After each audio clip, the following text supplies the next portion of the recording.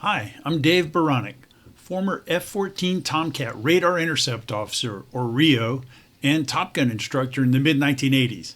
My call sign was Bio. Today I'm going to tell you about the time that I dogfighted against MiGs over Nevada.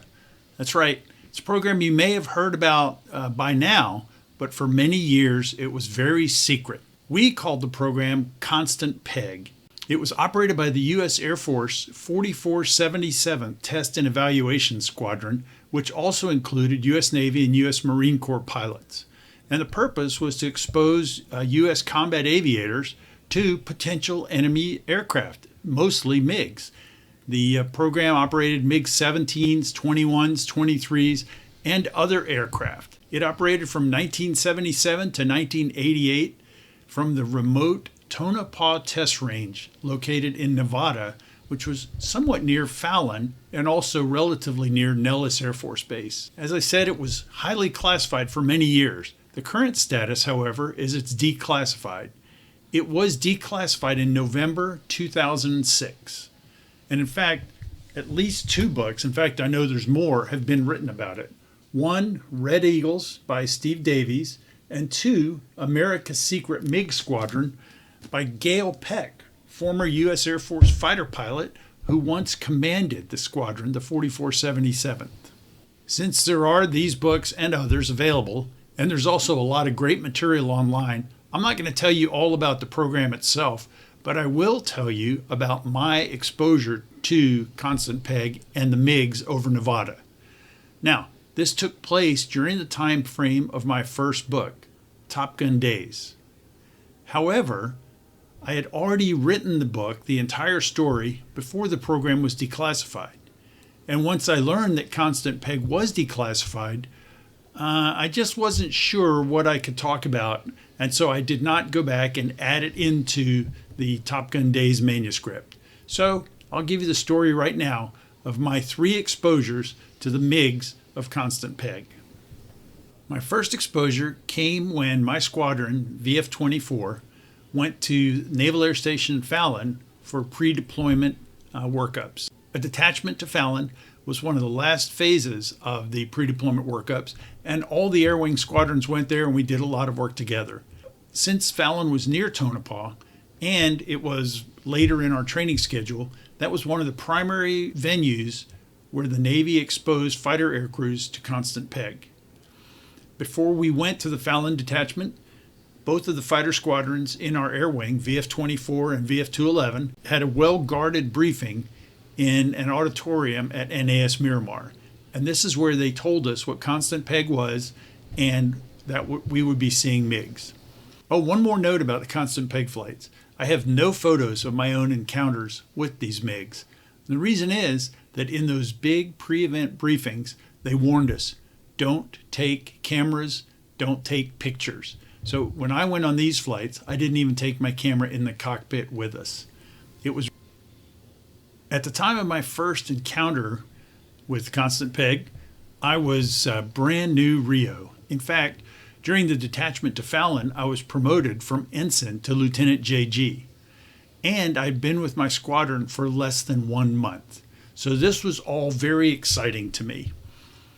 My pilot and I launched from Fallon and headed southeast and went to the agreed upon location, which was based upon a position, bearing, and range from the Fallon TACAN.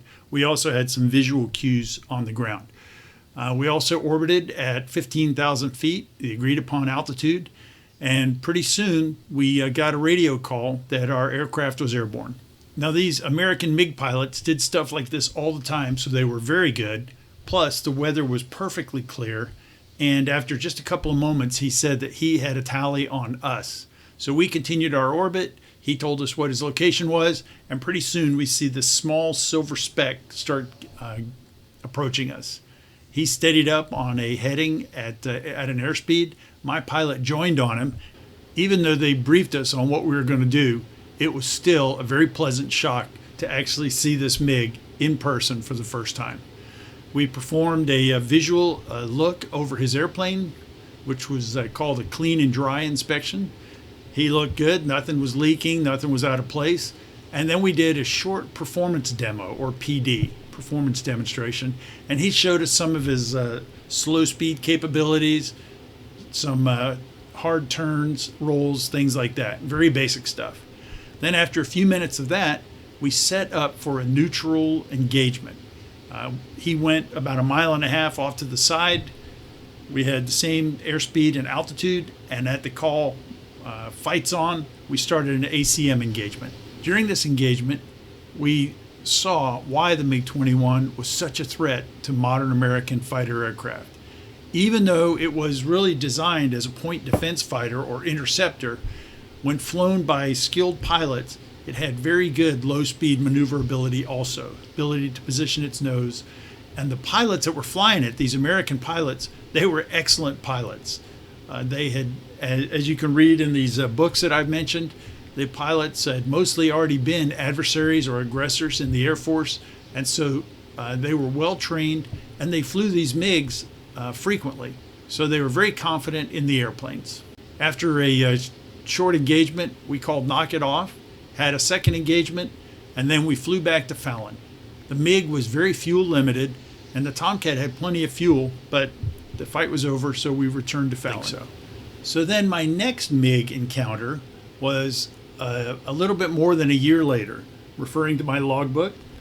This happened in September 1982 when I was going through the Top Gun class, and at that time this was a regular part of the Top Gun class. And for this encounter, we had another briefing before we went up there, even though I had already seen the first MiG.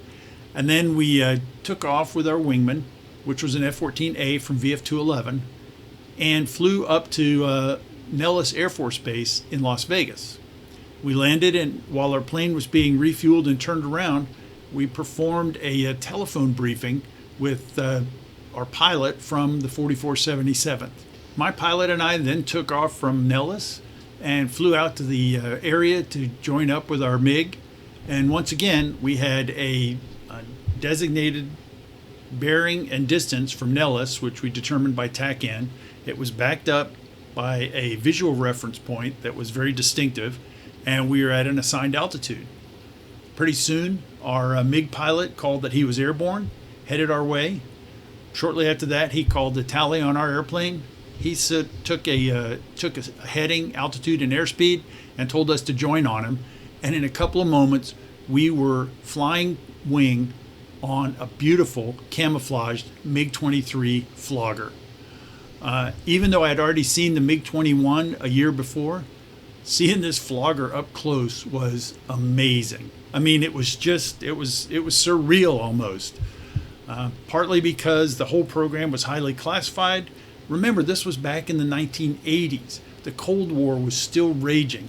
MiGs were, especially Soviet MiGs, but MiGs were flown by our enemies. And here we are flying wing on one of these. We performed another clean and dry check. The MiG had no problems, and then we went into another performance demonstration. The one thing that I remember about this performance demonstration was that when we did the side-by-side full afterburner acceleration, the flogger's afterburner plume was incredible. He took off a little bit faster than us, pulled away a little bit from us, put the flogger on the right, we were on the left, and so we were looking right at his tail, his engine exhaust nozzle, and I remember that you could see the burner plume even though it was a bright afternoon flying over the desert. My pilot and I were a little bit surprised that he did not really leave us in the dust. He did out-accelerate us, but we were still in the fight even after a few moments. So we did the acceleration. That was the most memorable part for me. We did a couple of other things. He probably showed us hard turns, some other basic maneuvers, and then after a few minutes, I believe we did a 1v1 engagement. But F-14A, which was clean, we had already burned down a lot of our fuel, so we were relatively light against a MiG-23 flogger. In a 1v1 visual engagement, there was no challenge. We had no problem getting into a position of advantage and calling a constructive shot. By then, the flight was over. The MiG went back to his secret base up at Tonopah, and we went back to Nellis. The next day, instead of being a crystal clear, beautiful day over the desert, there was a layer of high, solid clouds. We got together with our wingman in the briefing space at Nellis, got on the phone with the guys at Tonopah, and for some reason, they had scheduled us for another performance demonstration. Well, our wingman had seen a performance demonstration the day before. We had seen one, and so we asked them, hey, let's do a realistic 2v2 intercept. These guys were flexible. They said, okay, they'd be happy to do it. And so we launched 2 F-14s. We stayed together, and we coordinated our location and our time and our radio frequency. We had a large enough operating area that we could run a realistic intercept. There was no airspeed limitation over here, and we asked them to give us what they had, do the most realistic, most capable intercept they could. We expected them to be at high speed, but I was surprised. So on our AUG-9s, we had no trouble getting radar contact out at long range, about, as I recall, about 40 to 50 miles, maybe even further. And that was only limited by the geometry. I'm sure an AUG-9 could detect a flogger much further out than that. We had the 2 F-14s in an offensive combat spread. We see 2 floggers coming down. I took a single target track on my target to get more accurate information. And the most amazing thing that I remember about this intercept was the closure displayed on the AUG-9 was around 1,400 knots. Now, we were doing about 550, and the reason we wanted to go that fast, maybe 600, the reason we wanted to go that fast was not because we needed the speed for maneuverability, but you need that kind of speed to control the intercept when you're working against a high-speed target. Anyway, with that speed from us, that means the flogger was doing about 800 knots, maybe a little bit more. So we have 2 floggers coming down, 800 knots. We got 2 Tomcats going 550, 600. The floggers took an aggressive split, so we took an aggressive split, and at the merge, it turned into 2 1v1 engagements. And we had a close pass, so we see this guy come rocketing by us with his wing swept back, and as soon as he goes past us, he pulls into a hard, pure vertical turn. Well, when you're going 800 knots and you're in a MiG-23, you don't have much of a turn. So the next thing that we did is we had no trouble following him up as he climbed behind us. He's way above us. My pilot goes, this is going to be the quickest engagement I've been in. He just pulls us up into a turn, and we look up, and there, 2 miles ahead of us, maybe even further, we see this beautiful black silhouette of a flogger against the overcast sky above. I hit the ACM mode on the radar. We got a radar lock. He slaved the Sidewinder seeker head to the target, got a tone, called the Fox 2, knock it off, the fight was over. Our wingman had a similar experience. It was just, we weren't surprised by this, but it was just fascinating to actually do it and see it with our own eyes. For me, that was the highlight of the day, and that's what I remember. That intercept with 1,400 knots closure and the flogger silhouette high overhead as my pilot pulled him to the nose. We went back to Nellis, called him up for a telephone debrief, and then that was near the end of our detachment. We stayed another day and then flew back to Miramar to return to the rest of the Top Gun class at Miramar. Since you won't read about these engagements in my book Top Gun Days, I was looking forward to making this video. The story of the time I engaged MiGs over Nevada. But my books are full of other great stories about the F-14 Tomcat and life in Navy fighter squadrons, so if you're looking for a good read, take a look at these. That's all for today. Cleared and switching.